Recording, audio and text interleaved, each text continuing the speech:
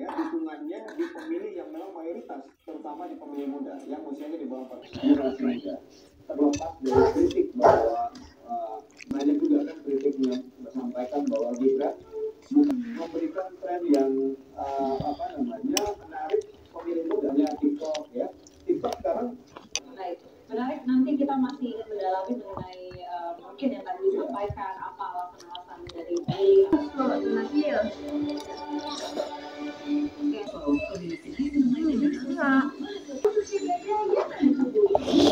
Juranda mau dipotong.